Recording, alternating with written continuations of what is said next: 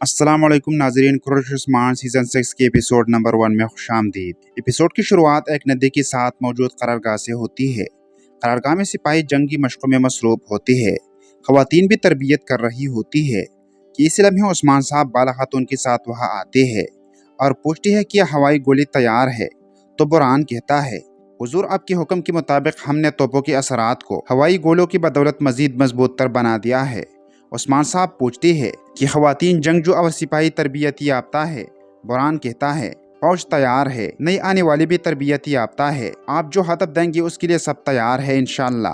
तो उस्मान साहब कहता है, मैं अपने हदफ के बारे में कल जरगी में बताऊंगा, आप लोग तैयारियां जारी रखें। साथ ही उस्मान साहब और बाला खातून एक तरफ चल पड़ती है और बाला खातून उस्मान साहब से कहती है, अवाम और सिपाही कल की जरगी में आपकी फैसले का इंतजार कर रही है उस्मान। जो हदफ आप मुझे नहीं बता रहे वो इसके बारे में मुतजस्सिस है। उस्मान साहब पूछती है, क्या आप मुतजस्सिस नहीं हो? तो बाला खातून कहती है, मैं उसके बारे में क्यों तजस्सुस करूं जिसके बारे में मैं जानती हूँ, मैं उसे आपकी आंखों में देख सकती हूँ। उस्मान साहब पूछती है, तुम मेरी आंखों में क्या देख रही हो? देखती है कि तुम्हारा अंदाजा किस कदर ठीक है। ये सुनकर बाला खातून कहती है, मैं अभी नहीं बताऊंगा, हम पहले दौड़ का मुकाबला करेंगे। अगर आप जीत गई तो मैं बताऊंगी और अगर मैं जीत गई तो आप मुझे बताएंगे। ये कहते साथ ही वो अपने गौड़ों की जानिब बढ़ जाती है और उस्मान साहब अपने गौड़े अल्तोतान से कहती है, क्या तुमने इसकी बात सुनी अल्तोतान? चलो देखते हैं कि क्या वो जानते हैं कि हमारे जहन में क्या है। साथ ही वो गौड़ों पर सवार होकर उन्हें दौड़ाती है। उधर एक मैदान में दो तुर्क लश्कर आमने सामने होती है। एक की सरबराही एक खातून जबकि दूसरी की सरबराही एक सरदार कर रहा होता है। खातून का नाम बेगम खातून जबकि सरदार का नाम बेहान बे होता है। बेगम खातून बेहान बे से कहती है, यहाँ पर आज हम में से कोई एक मर जाएगा, ये तुम्हारी सिपाहियों के लिए शर्मिंदगी की बात होगी। तो बेहान बे कहता है, तुमने मेरी सरहदों को पार करके मेरी जमीनों को छीनना चाहा, ललच ही तुम्हारी अंजाम होगी बेगम खातून। ये सुनकर बेगम खातून कहती है, जमीनी खून से पता होती है आज जमीन पर खून बहेगा और सिर्फ खून ही फैसला करेगा। ये कहती सुनती साथ ही दोनों अतराफ के लश्कर तलवार निकाल लेती है। बेगम खातून कहती है, जो हमारा है उसके लिए हमला करो सिपाहियों। और इसके साथ ही दोनों अतराफ के लश्कर एक दूसरे की जानब भाग पड़ती है, मगर उसके टकराने से पहले एक काई झंडा उनके दरमियान में आ लगता है और झंडा फेंकने वाला उरहान एक तरफ से अपनी गौड़े की टांगी पिजामे बुलंद कर देता है और बाआवाज बुलंद कहता है, मैं उस्मान साहब का बेटा उरहान हूँ। ये उस्मान साहब का हुक्म है कि जंग खत्म होगी और तुर्क सरदार अमन कायम करेगी और उस्मान साहब की जिरगी में शरीक होंगे। हुक्म न मानने वाले उसकी कीमत अदा करेंगे। दूसरी तरफ उस्मान साहब और बाला खातून खुशगवार मोड में मुसलसल गौड़े दौड़ा रही होती है। दोनों इस दौड़ का खूब लुत्फ उठाती है और गौड़े दौड़ाते दौड़ाते कबीले में जा पहुंचती है। कबीले के लोग इन्हें देखती साथ ही कहती है, खुश आमदीद उस्मान साहब, खुश आमदीद। जवाब में उस्मान साहब भी हाथ के इशारे से लोगों का शुक्रिया अदा करती है और दौड़ कबीले के पास से होती हुई आगे बढ़ जाती है। ये दौड़ मैदान से होता हुआ नदी तक जा पहुंचती है।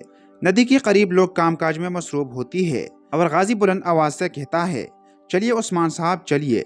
एक बच्ची बुलंद आवाज में बाला खातून से कहती है, दौड़िए बाला खातून दौड़िए। गाजी उसी जवाब देते हुए कहता है, जीतेंगे तो उस्मान साहब ही। मगर बच्ची कहती है, नहीं बाला खातून जीतेंगी।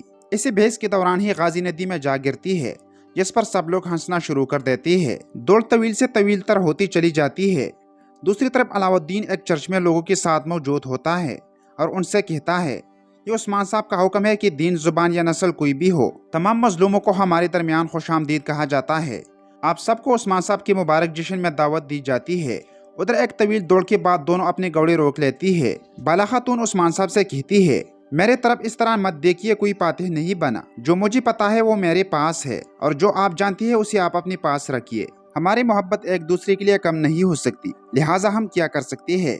जवाब में उस्मान साहब कहते हैं, क़यामत तक मेरे बाला, क़यामत तक। चलो तुम जल्दी से कबीले जाओ और जश्न की तैयारियां शुरू करो। मैं ग़ुरूब आफ्ताब से पहले कबीले पहुंच जाऊंगा। ये कहते साथ ही दोनों अपने अपने रास्ता रवाना हो जाते हैं।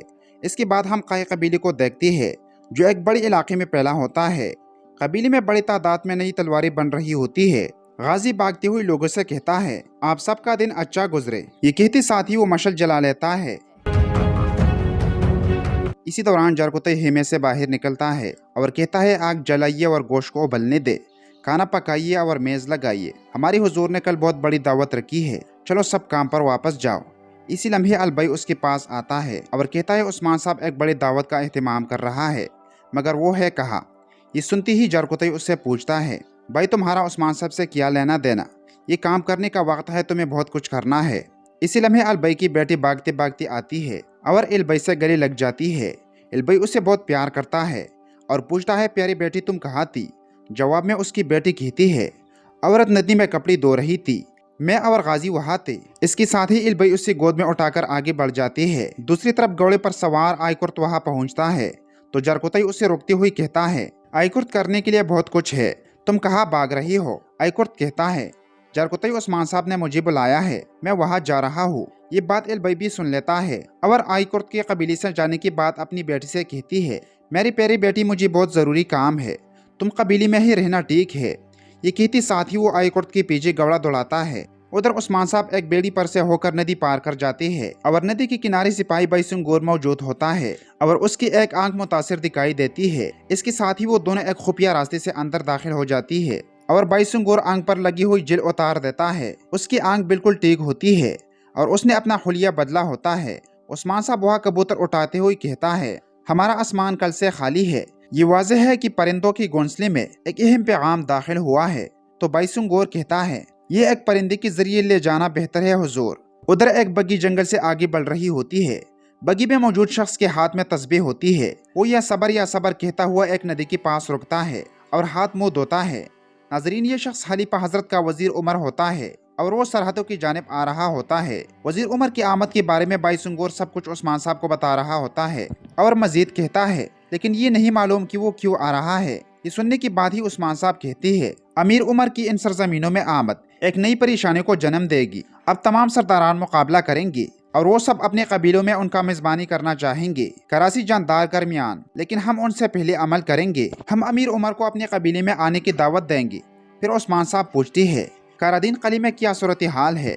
तो बाईसुंग गोर कहता है, गवर्नर आंद्रे, हुजूर उसने तमाम हदें पार कर ली है और अपने सरजमीनों से गुजरने वाले तुर्क काफिलों पर हमला कर रही है। इसके साथ ही हमें कारादीन कला दिखाया जाता है जहां गवर्नर आंद्रे सिपाहियों के साथ किले में दाखिल होता है। साथ साथ बाईसुंग गोर उस्मान साहब से कह रहा होता है, वो लोगों का सामान चोरी करता है और मुसलमानों को गुलाम बनाकर सोनों की सिक्कों की आवाज बेच रहा है। ये सुनकर उस्मान साहब कहती है, मैं उसी मुख्ताज कर दूंगा, लेकिन कराची के बारे में क्या है, वहाँ क्या सूरत हाल है? तो बाईसुंग गोर कहता है, हुजूर कराची अभी तक खामोश है, उनकी कोई हरकत नहीं।